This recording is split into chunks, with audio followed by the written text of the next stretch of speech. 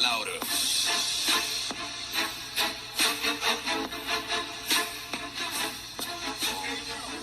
Hi, my beautiful queens. So I'm not doing a wig review today. I'm just here to talk about things that annoy me. Yeah, things that actually annoy me. So I want to start off by talking about the drive-thru. So I go to the drive-thru to order food, and they hand you the cup.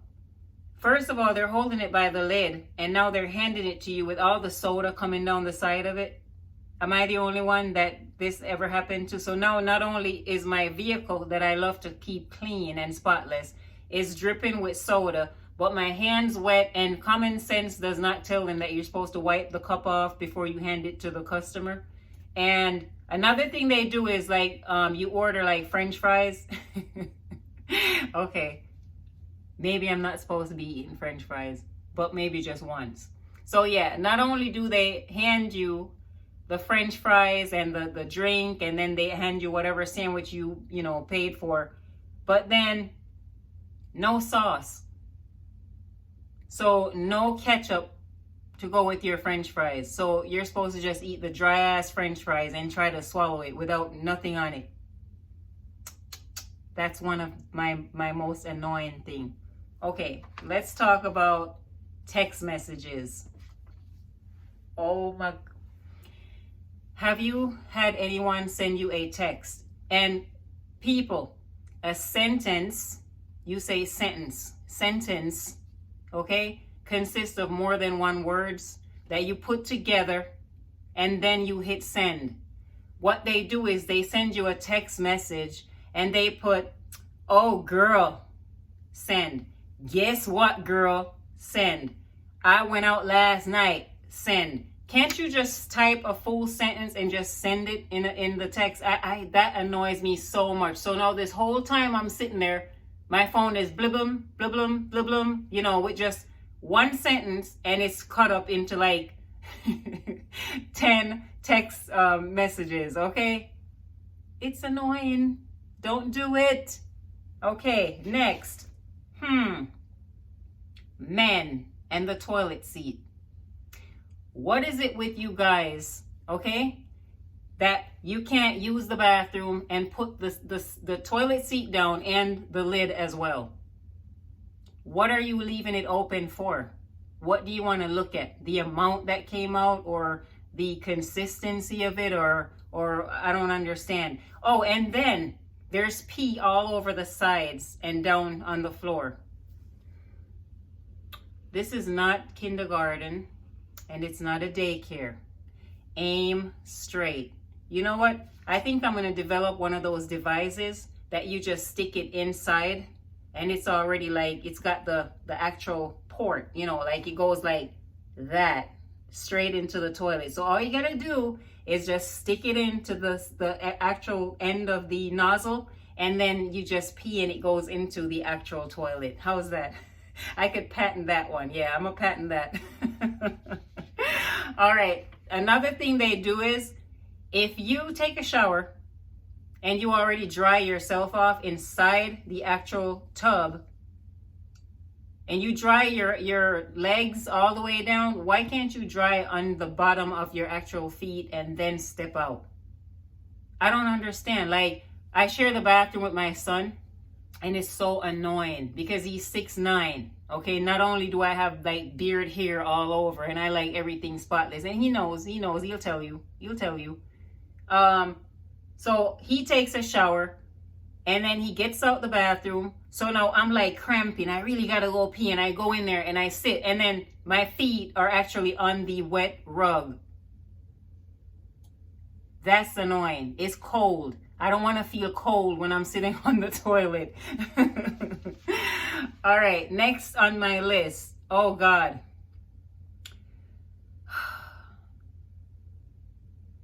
Waiting for someone when you guys already made plans.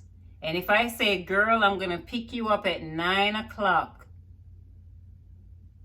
I get there at 8 because I'm always on time. I'm the most reliable person you will ever meet. Like, if you ask me to take you somewhere, I'll be there not only on time, but I'll be there before time. So if you say I gotta be there by 8 o'clock, I'll come and get you maybe 7:30. I'll be outside your house or whatever. So I don't like to wait on people. If I tell you we're going somewhere and this is the time when I'm coming and you should be ready, I don't want to sit there and wait an hour or a half hour, let alone 15 minutes. That's annoying, okay? Next on my list. Okay, I talked about the wet rug. Why can't you dry the bottom of your feet? Let's see what else I have on here. Oh, men that are frugal. Okay, so I went on a date, okay? And this guy, I wanted a beer to start off. So I ordered a Corona. I drank 75% of the beer. Or, okay, let's just say 70%. So it wasn't completely gone. And so we're sitting there talking, and he kept looking at the beer bottle. And I'm like, why is he staring at the beer bottle? So then he goes, are you going to finish that? And I said, no, not really. And he took my beer and drank the beer and finished the beer completely. Yeah, he drank the whole thing. That for me was it. So I told him, I'm going to go to the ladies' room. And that was the last time he saw me. The only thing he can remember is the tail of my dress and the tip of my good wig going towards the bathroom. Because after that, I actually rerouted and went in my car and went home. That is just so awful. First of all, you don't know me. I don't know you. I just had my mouth on the beer bottle. Let alone I probably had like all kinds of spit inside. And then you took it and drank it. Disgusting. Frugal. Cheap. Next. All right. Women who complain. Okay, first of all, if you're going to say something, nobody's telling you to speak. So you should just mean what you say, okay? If you're going to give another female a compliment, don't just say it and then go talk bad behind her back. I cannot stand that. Like, nobody asked you in the first place to tell this person whether you like their shirt or whether you like their lipstick or their shoes or whatever. You could just keep it to yourself. But if you're going to compliment somebody and then you go and talk bad about them and say, oh, it's the most ugly shirt that I've ever seen. Why did you open your mouth and give her a compliment in the first place? My point. Next, spam calls. They're going to run up my blood pressure. I'm telling you.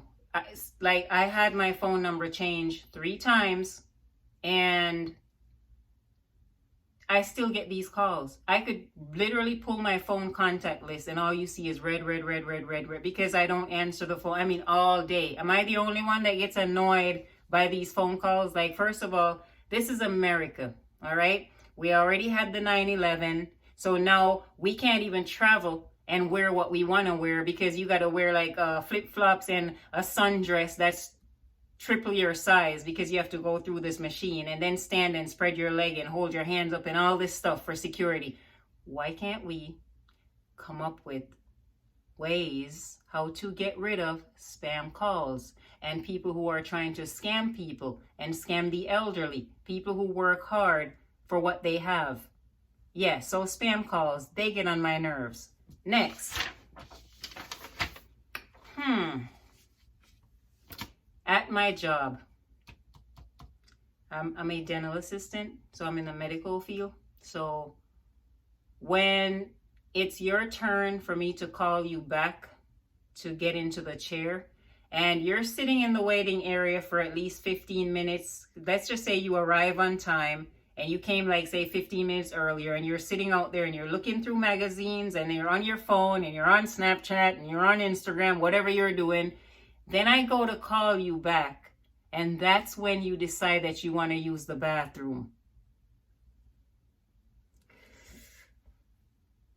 All right, I'm not going to say it. It's annoying.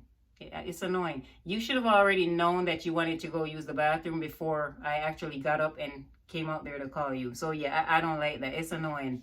Next, if only you know what the person look like that's preparing your food, you would like probably not eat at that restaurant or not order through the drive-through. So it's best that you don't see who's preparing your food.